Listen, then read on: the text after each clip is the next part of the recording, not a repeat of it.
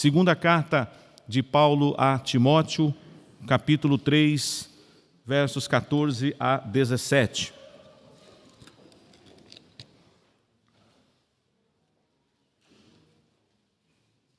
É uma passagem bem conhecida. Quando vamos falar das Escrituras, não tem como pular essa passagem. Ela é uma das passagens que nós mais utilizamos quando estamos ministrando sobre a importância das Escrituras, quando estamos discipulando alguém, quando, por exemplo, trabalhamos com os alunos na classe de catecúmenos, e outros irmãos também sabem do valor desta palavra. Toda a palavra de Deus é importante, mas nessa noite vamos trabalhar esse trecho. 2 Timóteo, capítulo 3, versos 14 a 17. A palavra de Deus nos diz: Tu, porém, permanece naquilo que aprendeste e de que fostes inteirado, sabendo de quem o aprendeste, e que desde a infância sabe as sagradas letras que podem tornar-te sábio para a salvação pela fé em Cristo Jesus. Toda a Escritura é inspirada por Deus e útil para o ensino, para a repreensão, para a correção, para a educação na justiça, a fim de que o homem de Deus seja perfeito e perfeitamente habilitado para toda boa obra. Todos juntos leamos o verso 16. Toda a Escritura é inspirada por Deus e útil para o ensino, para a repreensão, para a correção, para a educação na justiça. O valor da palavra. Talvez seja uma pergunta tão óbvia, mas eu preciso fazer. Você dá o devido valor à palavra de Deus na sua vida? Você tem consciência da importância que é termos a palavra de Deus em nossas mãos para lê-la, meditar nela, estudá-la? Irmãos, não pensem vocês que outrora foi assim. Houve um tempo, até mesmo no Brasil, em que nem todos podiam ler a Bíblia.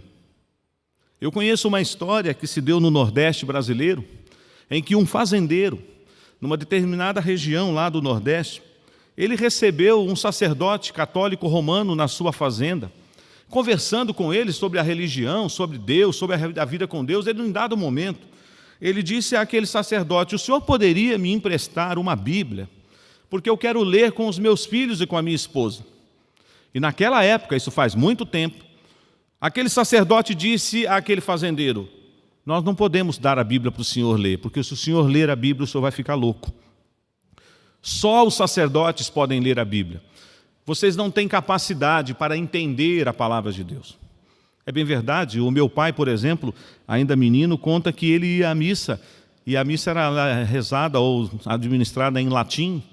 Meu pai decorou muitas frases, mas eu perguntava: o que significa, pai? Ele falou assim: eu não sei, eu só achava bonito, mas eu não entendia nada.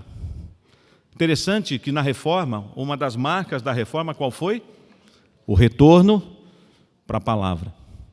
E Deus usou muitos homens, como Martinho Lutero, Zwinglio, Calvino e outros, para que, de fato, a igreja voltasse nos eixos.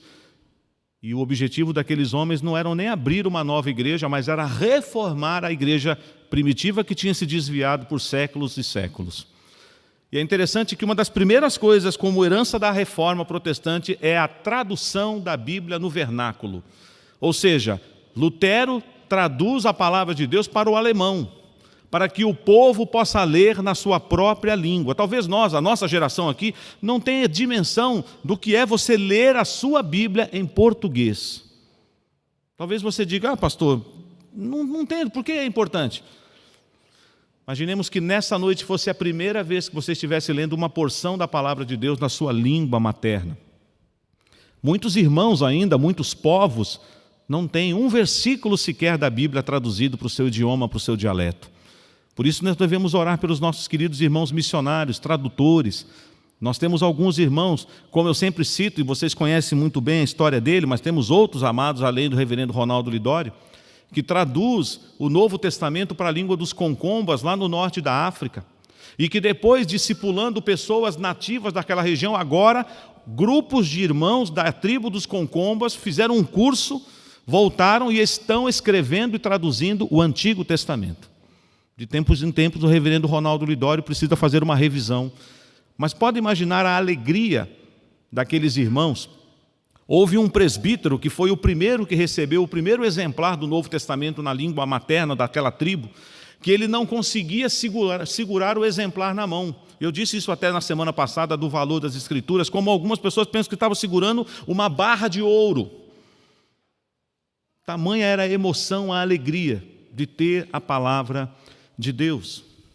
Eu me lembro de aqui na nossa região, na Junta de Missões Nacionais, mais precisamente ali, Roraima, Rondônia, o missionário reverendo Luciano, esse homem de Deus foi trabalhar naquela região, e ele então fez uma campanha aqui nas igrejas, inclusive ele era de Santo André, pedindo que os irmãos doassem Bíblias. Poderiam ser Bíblias usadas, desde que estivessem em bom estado, não faltando nenhuma parte. E ele então recebeu um lote de Bíblias lá na região norte, e ele então começou a avisar nas aldeias vizinhas. Estamos distribuindo Bíblias. Uma senhora pediu para o seu netinho levá-la até aquele local. Só que tem um detalhe. Ela morava muito longe daquele lugar, e ela colocou o seu netinho num barco, providenciou uma pessoa para remar, e ela foi até seguindo a correnteza, chegou um pouco mais rápido. Quando ela chegou lá na igreja, na verdade na casa onde o missionário morava, ela chegou bem cedo. E ela se assentou com o seu netinho na porta da casa daquele missionário, e o missionário tomou um susto quando abriu a porta da casa e viu aquela senhora. Ela pôs-se de pé e falou assim: bom dia, aqui é a casa do missionário que está entregando Bíblia? E ele disse sim. Ela falou assim: eu vim de longe e eu trouxe o meu netinho, porque eu não sei ler, eu sou analfabeta, mas o meu netinho foi alfabetizado. E agora nós vamos subir o rio acima, e vai demorar muito para a gente chegar, porque nós vamos ter que remar contra a correnteza. E o meu netinho vai ler a Bíblia até nós chegarmos na nossa aldeia. Tem alguma Bíblia para mim? E aquela senhora foi convidada para entrar na casa daquele missionário, tomou um café gostoso com aquele missionário, com a família do missionário, mas o que ela queria, ela não queria nem tomar café. Ela falou assim: eu quero a minha Bíblia. O senhor vai me dar uma Bíblia? Falou: calma, minha senhora, eu vou preparar uma para a senhora. Teve até esse missionário, para quem o conheceu, ele era muito brincalhão, ele disse que tinha uma Bíblia que veio com uma receita de jurubeba, leão do norte, na contracapa. Então ele falou assim: tem gente que já ganhou a palavra de Deus, que é o remédio para a alma, e ainda veio com uma receita para tomar jurubeba. Alguém que precisava tomar algum remédio. Essa irmã, quando recebeu a Bíblia, aquela senhora, ela começou a tremer. Pensa uma senhora tremendo assim, mas era tamanha emoção. O missionário ficou assustado, perguntou: pega água para ela vai passar mal. Ela falou assim: não, você não está entendendo. É que desde menina eu escuto falar desse livro. E eu achei que eu ia morrer sem ver um livro desse nas minhas mãos, a Bíblia. Você já agradeceu a Deus? Você valoriza a palavra de Deus? Esse texto é um dos textos que fala para nós da importância da palavra do Senhor. Certamente você conhece a história de Timóteo, filho na fé de Paulo. No início da segunda viagem missionária, o apóstolo Paulo passa por aquela região de Listra, de Derbe, Icônio, e ele passa na região onde morava esse rapaz. Esse rapaz, ele aprendeu a palavra de Deus com duas mulheres preciosas na sua vida, sua avó e a sua mãe. Daqui a pouquinho nós vamos falar um pouquinho da importância da família na instrução do filho e da filha na palavra de Deus. É interessante que agora Timóteo já é um pastor, um jovem pastor.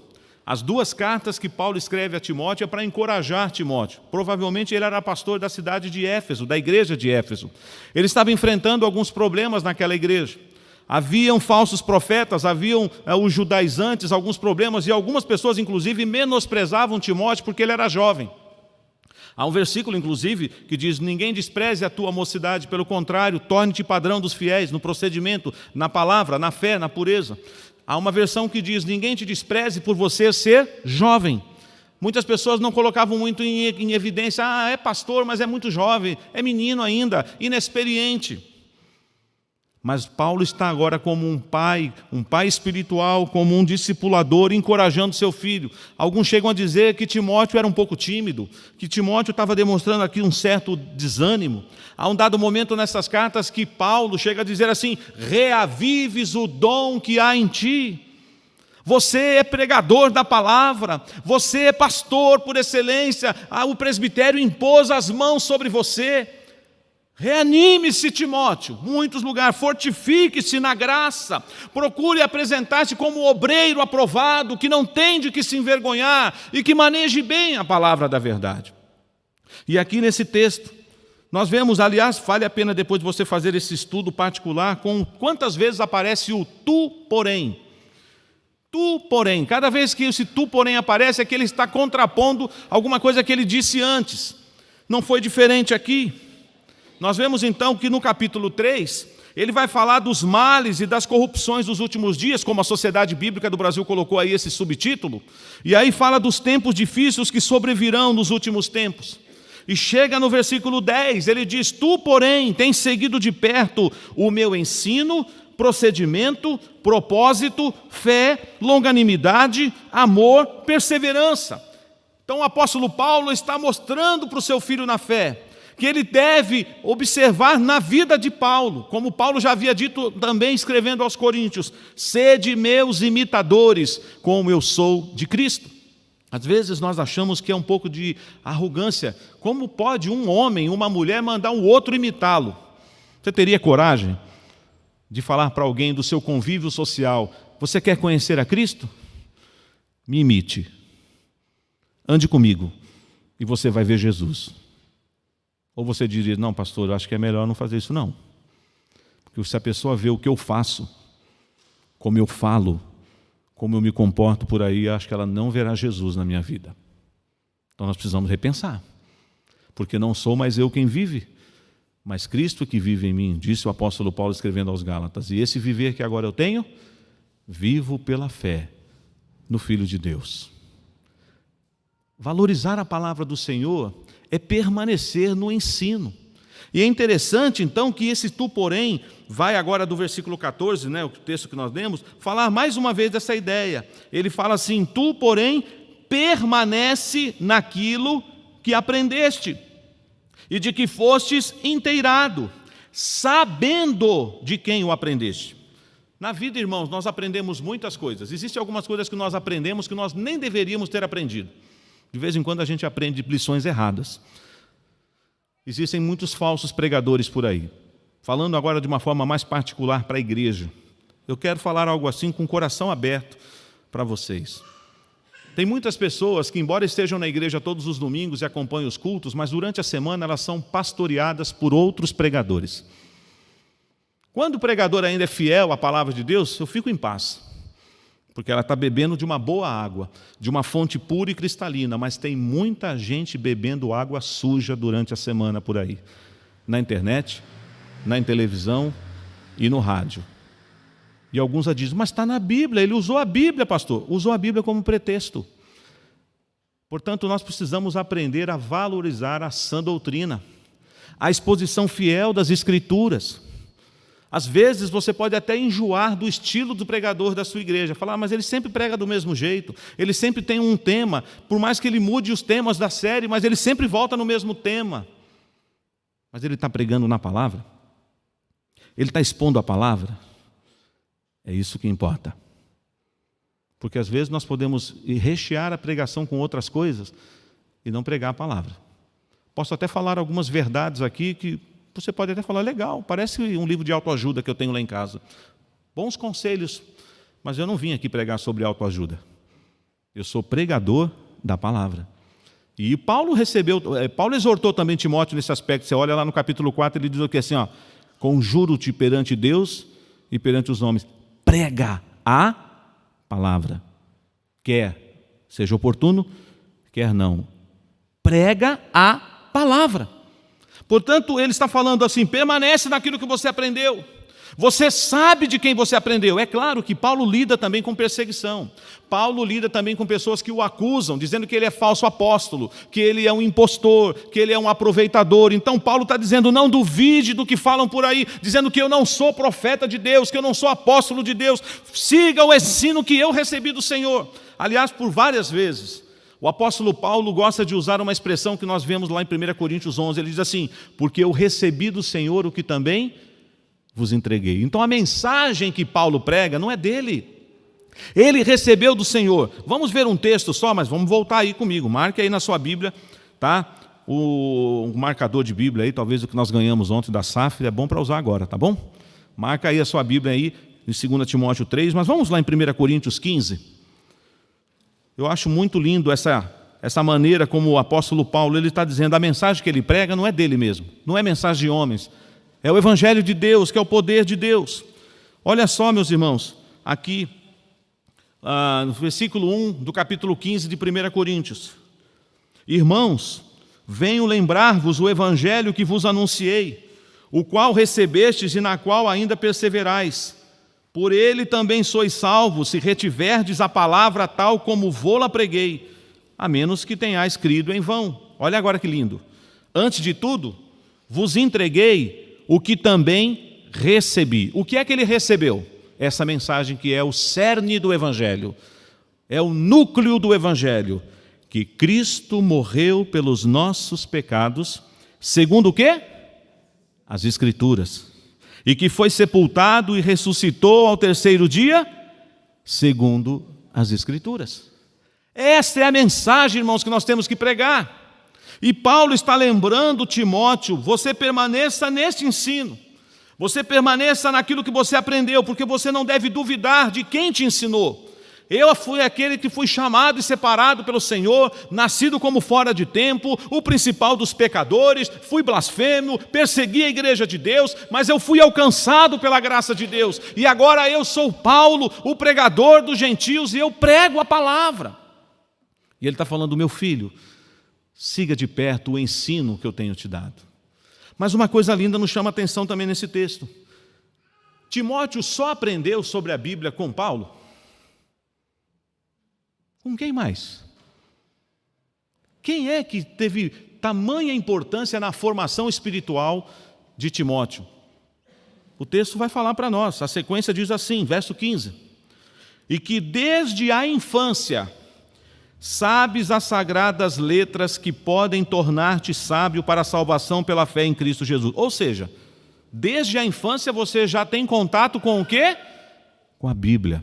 Quem ensinou a Bíblia? O pai de Timóteo era um grego. O pai de Timóteo não era crente. Mas vamos voltar aí uma página na sua Bíblia, vamos à segunda epístola de Timóteo, capítulo 1, versículo 3. 2 Timóteo, capítulo 1, verso 3 até o verso 5. Dou graças a Deus, a quem desde os meus antepassados sirvo com consciência pura, porque sem cessar me lembro de ti nas minhas orações. Paulo está falando para quem? Para Timóteo. E ele, olha só o que ele fala, ele faz isso noite e dia. Verso 4. Lembrado das tuas lágrimas, estou ansioso por ver-te, para que eu transborde de alegria. Olha que coisa linda agora, verso 5. Pela recordação que guardo da tua fé, sem fingimento, a mesma que primeiramente habitou em tua avó Lóide e em tua mãe Eunice, e estou certo de que também em ti.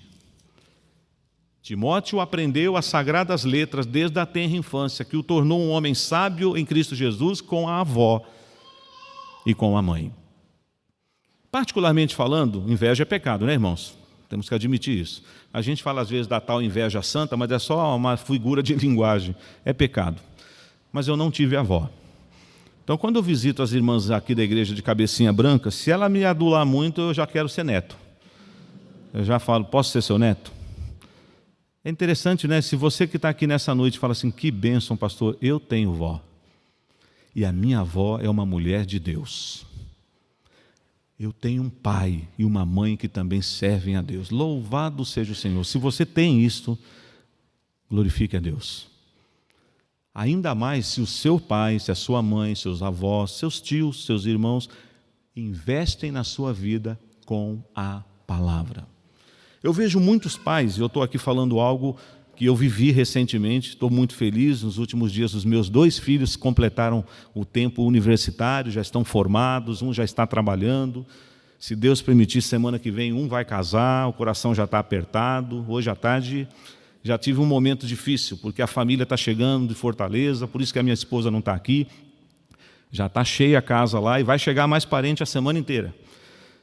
Eu já celebrei vários casamentos, mas celebrar o casamento do filho Eu tentei falar, filho, chama um amigo meu, um pastor, eu te indico alguns amigos. Não, pai, é você que vai pregar no nosso casamento. E hoje eu fui fazer um aconselhamento com meus filhos, com a minha nora. Só de falar já embargou a voz. Imagina sábado, hein? Orem pelo pastor, viu, gente?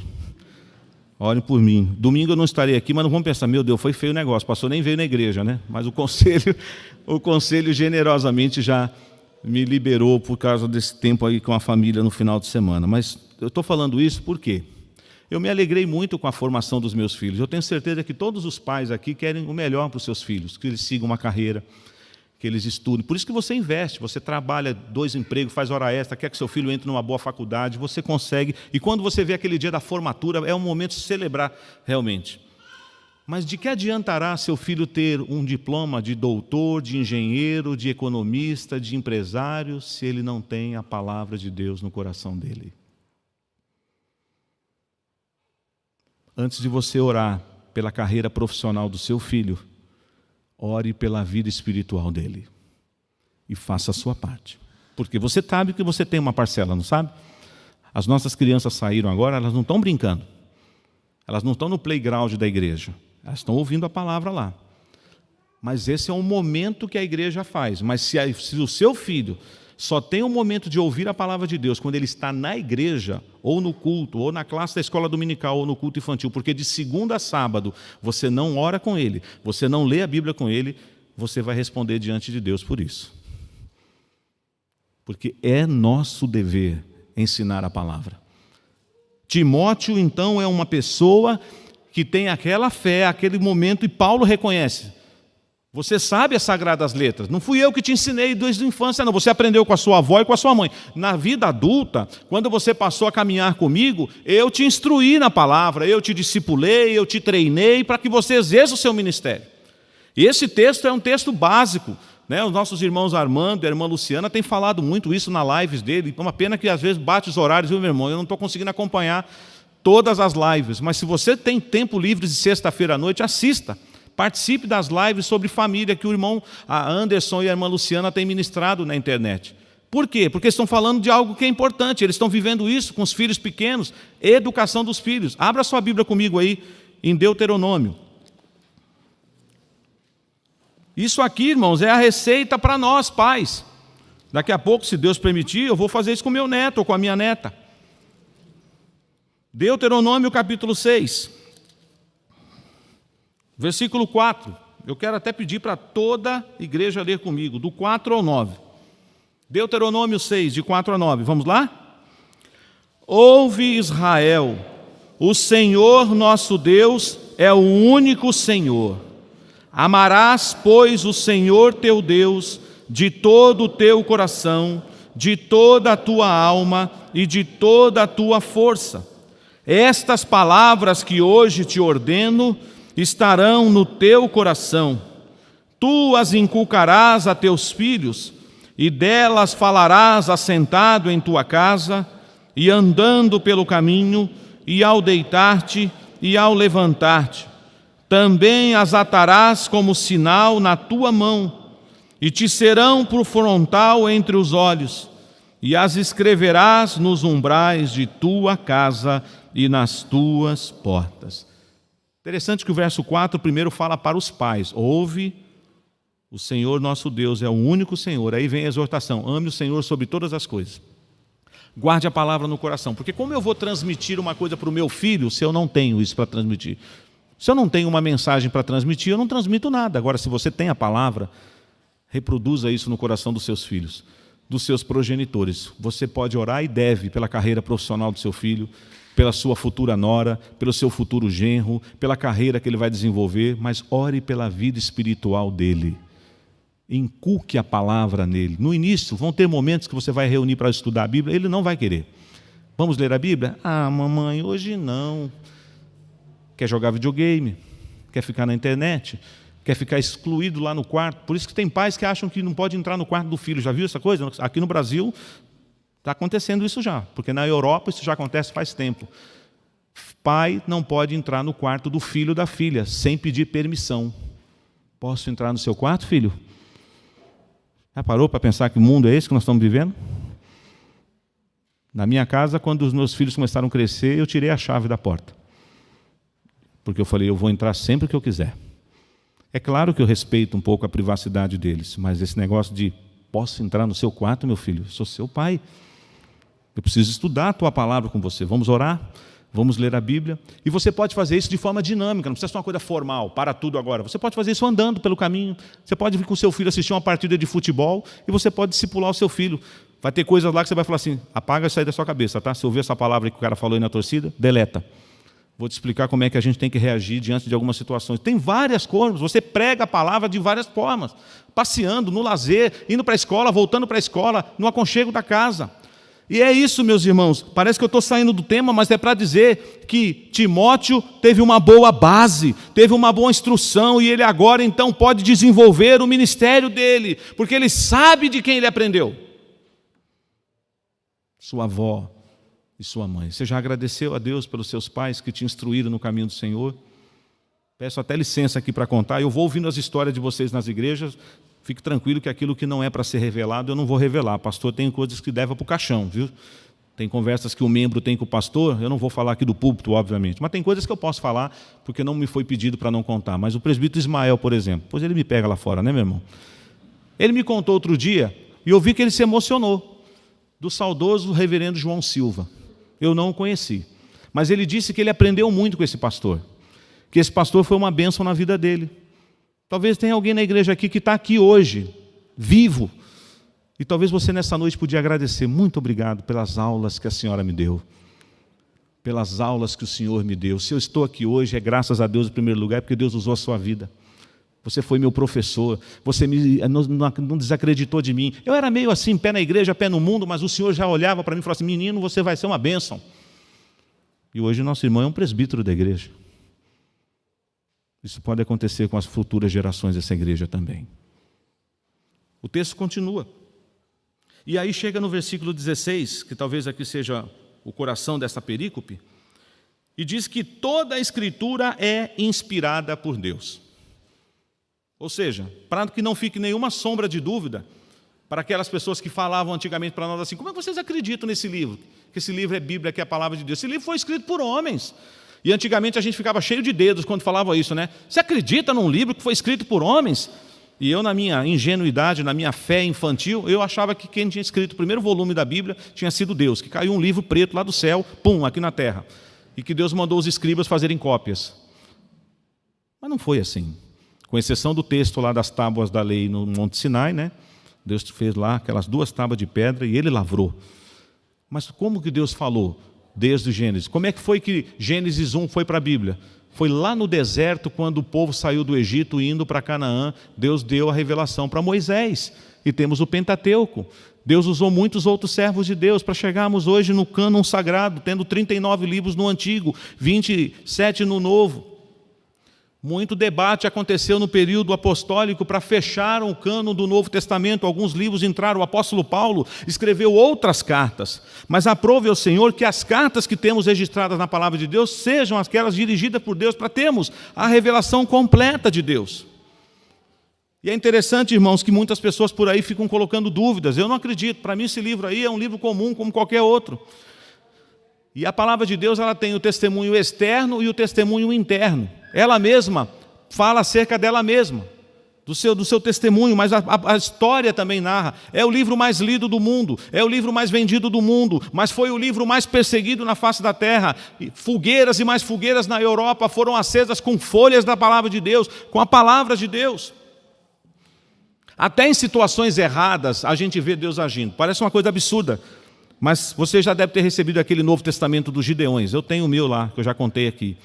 Eu ouvi um testemunho outro dia de um homem que hoje é pastor, mas que ele era preso aí no mundo do crime e das drogas. E o que esse moço falou? Que ele ganhou o Novo Testamento, lá no Pavilhão 9, no Carandiru. E ele gostou da folhinha. Você já viu como é que é a folha da sua Bíblia? É bem fininha, não é? Esse papel é muito caro, sabia? Os rolos do livro que vem para o nosso país vêm da Finlândia para fazer a Bíblia. Aquele também.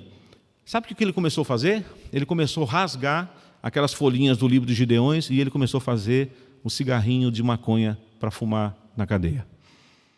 Ele praticamente usou todas as páginas do livrinho dele. Chegou numa folha, ele não conseguiu rasgar.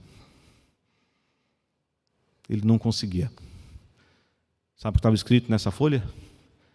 Porque Deus amou o mundo de tal maneira que deu o seu Filho, para que nele todo aquele que crê não pereça, mas tenha vida eterna. E aquilo perturbou aquele homem, porque ele queria usar aquela folha para fazer o cigarrinho de maconha.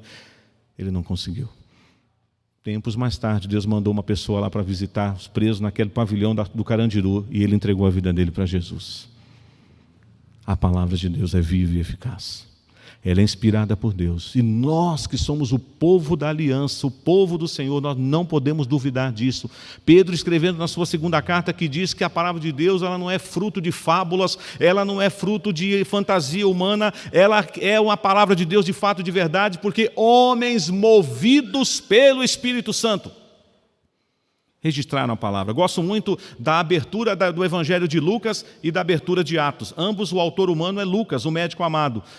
Lucas escreveu um evangelho e escreveu o livro de Atos porque ele estava discipulando um homem chamado Teófilo. Ele escreveu, ele pesquisou, ele conversou com pessoas, testemunhas oculares, e temos lá o registro. E você hoje é edificado lendo Atos dos Apóstolos ou lendo Lucas, e antigamente até dizem que já foi um volume só, Lucas, Atos, porque você vê a forma como Deus cuidou, e hoje eu sou edificado lendo esses livros na palavra. Ela é inspirada por Deus, irmãos, e ela tem a sua utilidade. O texto vai falar para nós aqui, e aqui só daria um estudo para cada um desses pontos. Ela é útil primeiro para te ensinar.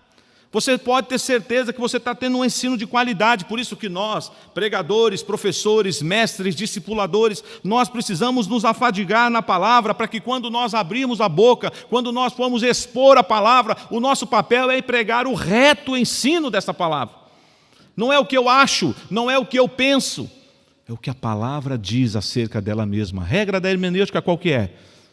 A Bíblia se explica pela Bíblia. Eu não preciso da ciência para provar que a Bíblia é a palavra de Deus.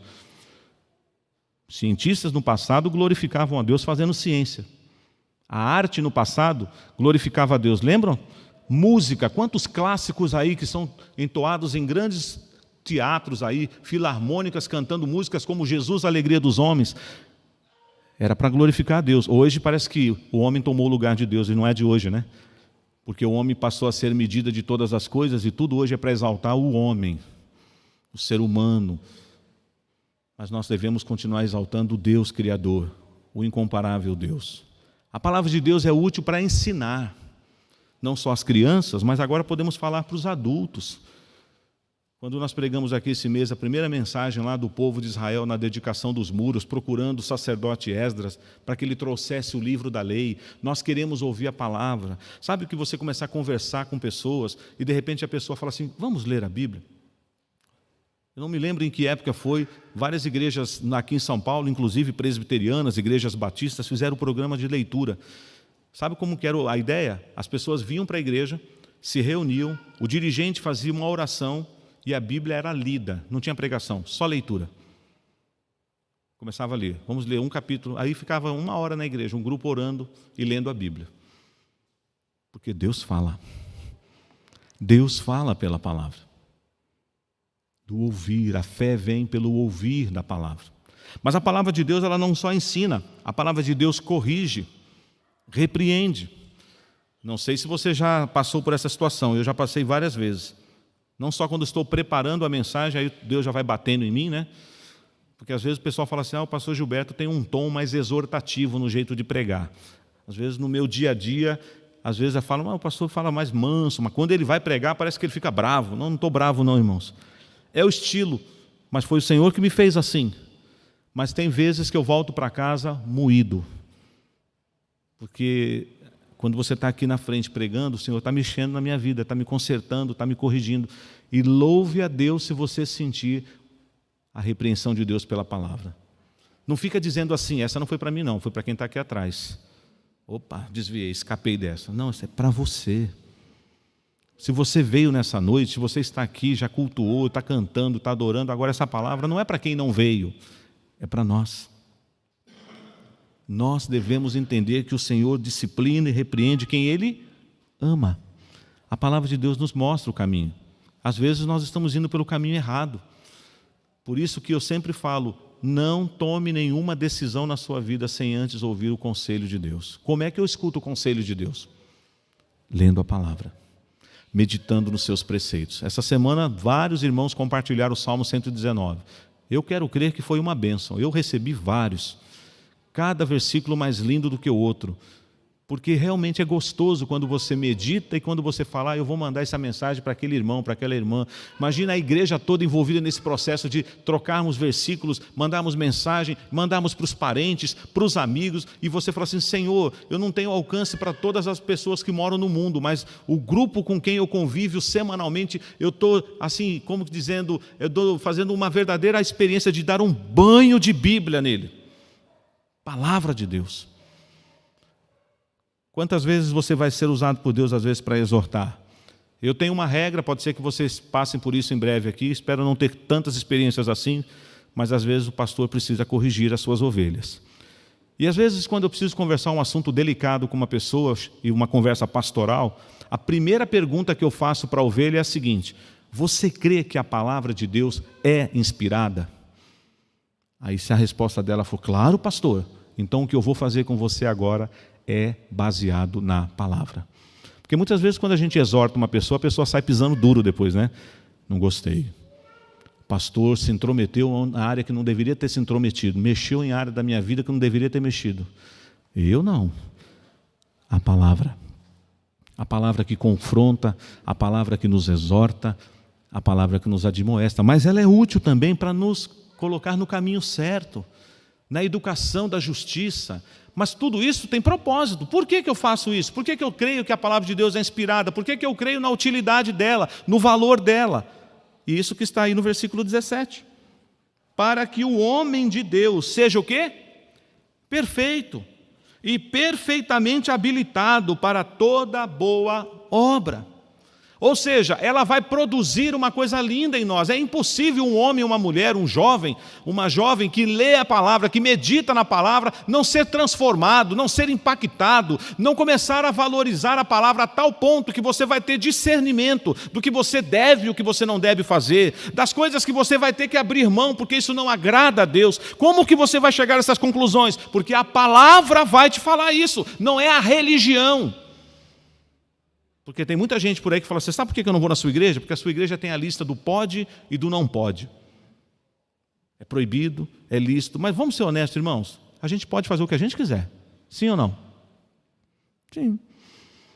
Eu não estou preso, eu não estou algemado, não tenho uma arma na minha cabeça, me obrigando a fazer, eu sou livre. Mas por que algumas coisas eu não faço mais? Porque eu fui convencido pelo Espírito Santo de Deus que aquelas coisas não convêm. E como é que eu cheguei a esse convencimento? Pela palavra. É ela, a palavra de Deus, que me mostra o caminho por onde eu devo andar. Para que eu seja então habilitado para servi-lo. Você já imaginou uma pessoa que quer servir na causa de Cristo, mas ela não tem intimidade com a palavra? Ela não lê a Bíblia, ela não faz seu estudo devocional, ela não ora. E aí você quer trabalhar na seara do mestre, despreparado. É como um soldado que vai para a guerra, mas não foi treinado. Ele não sabe nem colocar a mão no fuzil, ele não sabe usar a arma. O inimigo se aproxima e ele não sabe carregar lá a metralhadora. Ele vai atirar como? Ele não foi treinado, é um soldado despreparado. Como crente nós temos que ser soldados, não é isso que Paulo falou também para Timóteo? Que você é um soldado. E um soldado que tem que andar com a espada, e a espada de 2 gumes, é a palavra de Deus. É uma das partes da armadura do crente. Você revestido da armadura de Deus, você traz na sua mão a palavra da verdade, você prega essa mensagem. Quando os jovens da nossa federação, e creio que aqui na região também da Zona Leste acontecia muito isso, né? Quando falava lá do cântico, né? Mocidade presbiteriana, somos testemunhas de Jesus, né? E aí tem uma parte lá do hino que fala assim que nós temos que pegar empenhando o pendão real, não é isso? Jovens, eu vos escrevi porque sois fortes e tendes vencido o maligno. Sabe por quê? Porque a palavra de Deus permanece em vós. De que maneira poderá o jovem guardar puro o seu caminho? Observando segundo a sua palavra. A palavra de Deus é importante na sua vida? Timóteo foi orientado por Paulo, aprendeu desde a tenra infância com sua avó e com a sua mãe as sagradas letras, que o tornaram um homem sábio. Ele não tem dúvida, mas Paulo reforça a Escritura, toda a Escritura é inspirada por Deus e ela tem a sua utilidade, tem o seu valor, para que você seja um homem de Deus habilitado para fazer a obra dele. Minha oração é que eu, você, todos nós, valorizemos a palavra de Deus. E a melhor maneira de você valorizar a palavra não é comprando Bíblias e mais Bíblias e guardando na sua estante. Você pode comprar uma Bíblia, você pode ganhar uma Bíblia, mas você precisa morar na Bíblia. Eu conheço um senhor, ou pelo menos conhecia, o senhor Antônio Pocinelli, 95 anos de idade, autodidata, nunca estudou. Mas aquele homem lia a Bíblia assim, às vezes até me humilhava. Eu ia visitá-lo, tive um senhor e falou assim: pastor, já li a Bíblia toda este ano e já estou de novo no profeta Ezequiel. E eu, Senhor, não vou nem falar onde eu estou. O homem mora aí e falou assim: eu moro na Bíblia. Essa era a frase que ele mais gostava de falar para mim. Alguém aqui mora na Bíblia? É interessante isso, né? Como é que a gente mora na Bíblia? Não, eu moro na minha casa, pastor. Na minha caminha gostosa lá. É quando você, toda hora que você pode, você vai, em vez de pegar o seu celular, você vai para a palavra. Talvez a palavra esteja aqui. Mas faça um exercício. Quantas vezes você acessará outros aplicativos versus a palavra de Deus? Você vai ficar surpreso. Quantas vezes você acessa outros aplicativos versus a palavra de Deus? A gente não desgruda disso. Já tem até a prova d'água para você ir para debaixo do chuveiro com ele. Porque você não pode perder tempo, você tem que estar atento ao que estão mandando, você tem que curtir, você tem que compartilhar. E a palavra? Às vezes a palavra fica esquecida, mas que não seja isso na minha e na sua vida. Que Deus nos abençoe.